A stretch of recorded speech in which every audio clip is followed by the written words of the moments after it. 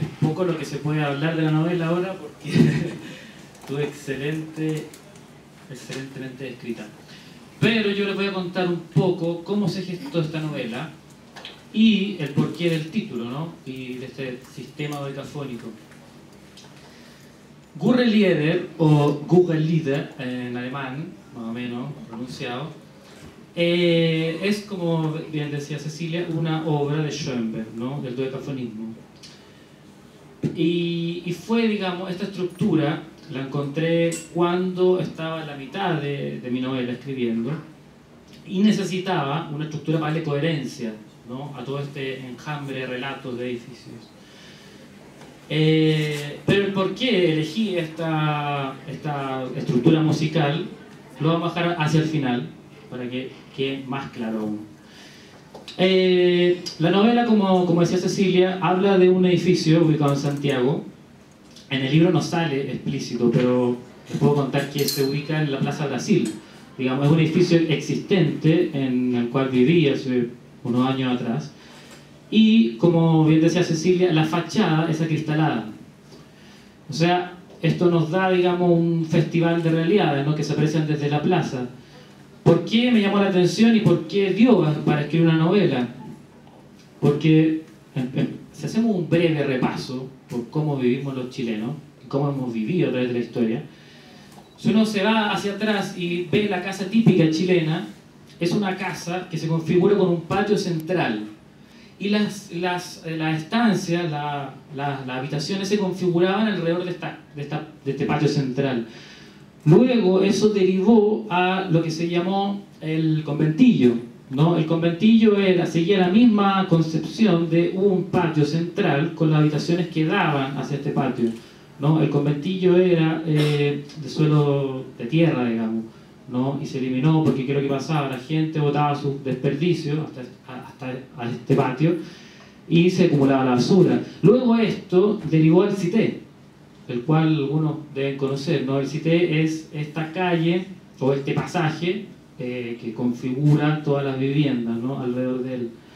Hasta que llegamos a 1900 y con la vivienda social, una vivienda social de calidad, no la que se hace ahora, ¿no? Por ejemplo, hay mucho como la Villa Huemul, la Villa San Eugenio, que eran viviendas de fachada continua, donde ¿qué es lo que pasa? Uno desde la calle ve una ventana, máximo dos, y la puerta de acceso. Y esta vivienda lo que hace es expandirse hacia el fondo, por así decirlo. O sea, esta tipología de casa, digamos, lo podemos ver en Recoleta, en Gran Avenida, en Santiago Centro, Providencia. Y lo extraño, ¿no?, es que son viviendas que por fuera se ven muy pequeñas. Y una vez estando adentro son gigantes. Algunas tienen jardín interior, patio interior y todo. Con este preámbulo arquitectónico les quiero decir que para una sociedad tan cerrada como la chilena, que siempre desde nuestro comienzo hemos estado hacia el interior, ¿no? Con el Cité, con el conventillo, con la casa típica chilena, siempre habla hacia un interior. Entonces encontrarse con este edificio en Plaza Brasil, donde uno, digamos, puede ver todo lo que acontece en el interior de estas viviendas, es algo muy extraño. De hecho, en este edificio viven en su mayoría gente joven, soltera o extranjeros. En su mayoría extranjeros, digamos. Y algunas parejas, pero no duran mucho, digamos, no pueden tener intimidad. Entonces, esto, digamos, era material, digamos, no lo escribía yo, alguien más lo tenía que escribir, según mi opinión. Bueno, cabe recalcar que no es que cuente mi vida en esta novela, ni tampoco la vida de mis vecinos. Es un poco mezclado, ¿no?, la ficción y la realidad, y cómo influye la arquitectura de la vivienda en sus vidas, ¿no? Porque, como decía Cecilia, son dos edificios que se enfrentan. Entonces, ¿qué es lo que pasa? Para la gente que da hacia el patio interior, ve diariamente a la gente de frente. O sea, ve cómo se despierta, cómo va al baño, como de verdad algo muy extraño. Y la gente que da hacia la plaza está expuesta, digamos, hacia el exterior, hacia la calle. Es algo muy, muy, de verdad, muy extraño. Claro, esto quería hablar, ¿no? El habitar del chileno tan hacia el interior, tan... Quizá esto, no podría decir que esto nos marca como cultura, ¿no? Porque siempre se habla de que el chileno deriva de algunos vascos, ¿no? los vascos provenientes de países montañosos, al contrario los italianos, ¿no? El chileno es muy de su casa, muy de su sueño con un patio de 2x2 para hacer el asado. No ocupamos los espacios urbanos como sí lo ocupan los argentinos. Esto, claro, se debe a que los argentinos vienen de la cultura italiana, ¿no? Y de eso puedo hablar bien, porque con mi esposa vivimos allá y siempre nos llama mucho la atención que los italianos ocupan mucho el espacio urbano. O sea, las plazas en Italia son explanadas, no hay árboles, no hay bancas, no hay nada. Eso es un espacio netamente de uso público. Y se ubican las ferias, los espectáculos y todo. Incluso los bares y los restaurantes, es muy extraño porque entre más pequeño, bueno, nosotros vivimos en Bolonia, y entre más pequeño sea el bar, más se llena. Te dirán, ¿por qué? Porque al italiano le gusta eso de exponerse hacia la calle, ¿no? Esa vida social que se genera afuera de los pubs y restaurantes. Eso, digamos, claro, entonces, ¿qué es lo que pasa? Este edificio, al final, como decía, vivían casi puros extranjeros, porque es muy raro, ¿no? Muy raro para nuestra sociedad como chilenos mostrar nuestras viviendas. Claro, hablar un poco de esta plaza o de esta comunidad. El tiempo que viví en este edificio, que se llama Comunidad Love Brasil, se generó algo muy, muy lindo, en el sentido de que toda mi vida, casi toda mi vida viví en un edificio y con suerte nunca había saludado al vecino. O sea, creo que muchos de los que estamos acá viven en el edificio y saben, ¿no? Que esto es buenos días, buenas tardes, casi por obligación. En cambio, en esta comunidad, que extrañamente se llama Comunidad Love Brasil, se dio algo muy ameno, digamos. O sea, han pasado los años y ahora lo puedo ratificar, digamos, con unas caras, ¿no? De estas personas que vivían ahí, de gente también que acudió a nuestro matrimonio en Italia. O sea, los lazos se expandieron, digamos, hacia afuera, ¿no? Yo no puedo decir, sinceramente, que esto fue provocado por el diseño del edificio, pero sí puedo decir que influyó mucho. No solamente por los ventanales, sino que porque las puertas, por ejemplo, estaban hechas para que salieran de afuera. O sea, es una cosa increíble. Alguien pasaba por fuera y podía entrar al departamento sin nada, sin llave. Entonces, claro, me marcó esa época y siempre estuvo latente el hecho de escribir algo sobre eso, ¿no? Y claro, me largué a escribir esta novela. La estructura apareció después. Voy a citar unas palabras de José Donoso, que me acuerdo de una entrevista. Él dice, hay autores que antes de empezar el libro ya tienen fijado la estructura. ¿Qué es lo que pasa cuando pasa eso? La estructura o el argumento se convierte en algo muy forzado, muy, por así decirlo, muy...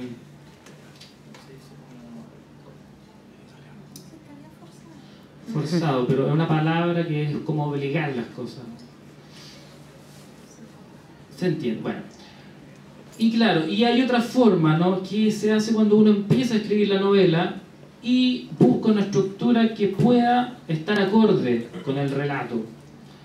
En este sentido fue así, porque cuando empecé a escribir la novela no sabía cómo cambiarme de un departamento a otro, de un personaje a otro, era una cosa muy difícil. Y como en la novela estaba hay una arquitecta española, ¿no?, encargada del Museo Huidobro, estudiando la obra de Huidobro, descubrí este sistema dodecafónico que Huidobro en Madrid, en una revista, publica en el año 1920, si mal no recuerdo, una partitura de Schoenberg. Y dice, esta es la música vanguardia, esta es la música de hoy. Y la empieza a difundir en España, y luego eso pasa en Latinoamérica. Entonces, ¿qué es lo que pasa? Esta estructura musical lo que lograba era la atonalidad de la música, o sea, romper con todo lo que se había hecho por siglos en la música, que eran estas tonalidades o esta melodía, ¿no?, que lo que hace es romper o expandir el horizonte, dicen algunos directores de orquesta, que lo logra, ¿no es cierto?, con las 12 notas de la escala cromática, compone una serie sin repetir ninguna. Entonces lo que logra es que ninguna adquiera jerarquía sobre la otra. Y esta serie la repite en un sistema muy rígido, muy matemático, digamos, en la serie retrógrada, como decía Cecilia, y esto se va generando que la música se entiende una vez ya escuchado un poco, ¿no? es algo muy difícil de escuchar, en verdad. Mi novela no tiene eso, no es una novela difícil de entender. Lo único que tomé de la música decafónica fue la estructura. ¿Qué gano con tomar la estructura del decafonismo? Es componer, en este caso, 96 capítulos que algunos no tienen unión, no tienen interacción entre ellos. Entonces uno puede tomar el libro y, no sé, leer la página 157 sin necesidad de leer la 156. O sea, cada capítulo funciona, digamos, de una forma autosustentable, y una vez leído todo, se entiende el concepto de la novela. Por eso es la estructura, ¿no? Pero como citaba a José Donoso, decía, claro, capricho, esa es la palabra que me faltaba. Si la estructura se lo hubiese fijado antes, esto hubiese sido algo muy caprichoso y muy vanidoso, ¿no? Yo quiero hacer esta estructura para sorprender a los lectores, no. En cambio, no, fue una estructura que me ayudó mucho y me ordenó. Lo puedo explicar de una forma arquitectónica, que cuando, por ejemplo, el arquitecto diseña un edificio, diseña un proyecto, puede proyectar unas realidades, ¿no? Difícil de construir, puede, no sé, proyectar un alero de no sé cuántos metros. ¿Qué es lo que pasa? Este diseño luego pasa por las manos del ingeniero.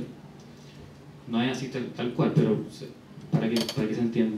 Y el ingeniero calculista es el que dice, bueno, tu proyecto puede ir o no. O sea, es el que le da orden a este proyecto y es el que pone en pie la estructura. En este caso, la ingeniería sería, digamos, el sistema dodecafónico. Y el proyecto, ¿no?, sería este enjambre de historias. Historias que no van solamente de las viviendas, sino que se separa los 12 capítulos, digamos, 12 notas, podríamos llamar, se separan por rincones del edificio. O sea, en el principio, por ejemplo, tenemos el acceso, la azotea, áreas comunes, departamentos, no sé cuantito. Y ahí se va generando, digamos, si en el acceso está, no sé, el conserje limpiando, se relata lo que está pasando en ese momento. No es que se busque, digamos, un estudio minucioso de la vida de los personajes, sino que el personaje principal aquí es el edificio. Y claro, con este sistema musical, como decía Cecilia, se pierde la jerarquía entre notas, lleva a la literatura que se pierde la jerarquía entre los personajes. O sea, no hay personaje secundario, personaje principal. Aquí el personaje principal es el edificio y la vida que acontece ahí, ¿no? Vanguardia, hablar un poco de las vanguardias, porque el libro inicia con una frase que es 100 años después de las vanguardias. ¿Por qué esta frase? Porque es interesante, ¿no? Es interesante cuando empecé a estudiar esto que la idea de la fachada acristalada viene justamente del periodo de vanguardias. Allá por 1914, Schibart escribió una teoría de cómo sería la vida de las ciudades si los edificios fueran acristalados. Según él, según su teoría, era un poeta, historiador, no era arquitecto. Según su teoría, la vida en la Tierra iba a cambiar, porque iba a hacer que las sociedades fueran más diáfanas, más transparentes, ¿no? Que no viviéramos encerrados en nuestras casas.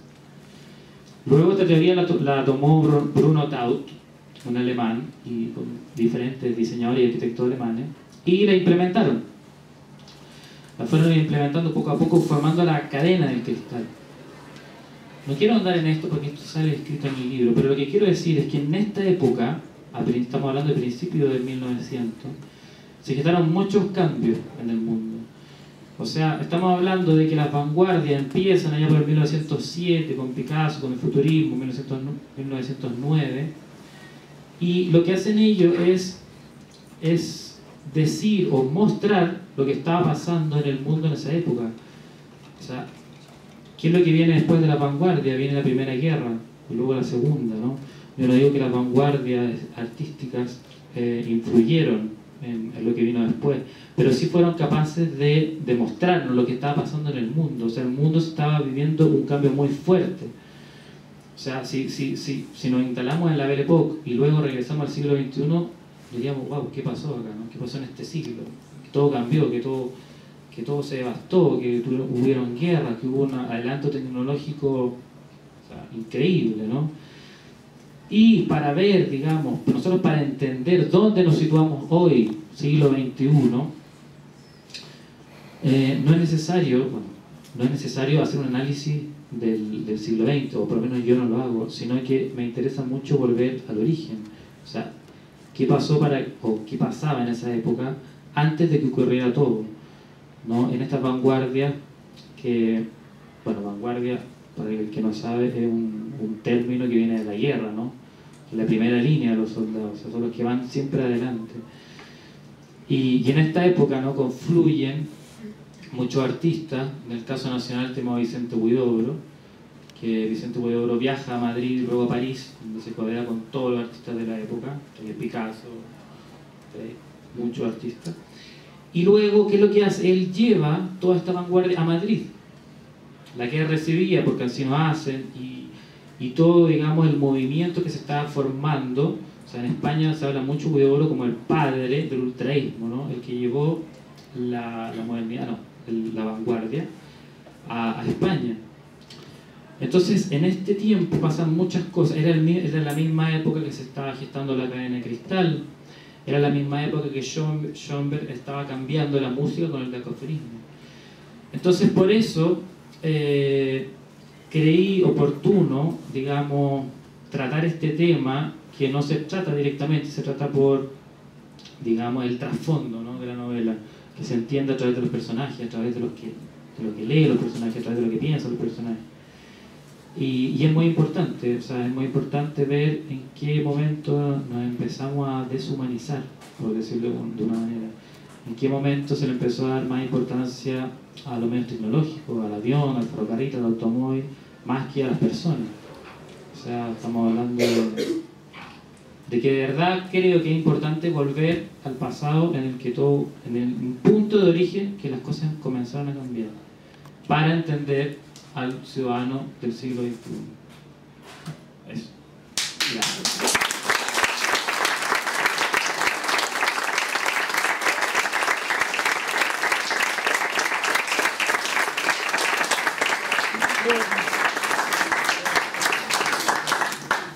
Bueno, para celebrar la novela, por supuesto, tenemos un vinito de honor y el libro está en venta. Así que muchas gracias por venir y a celebrar.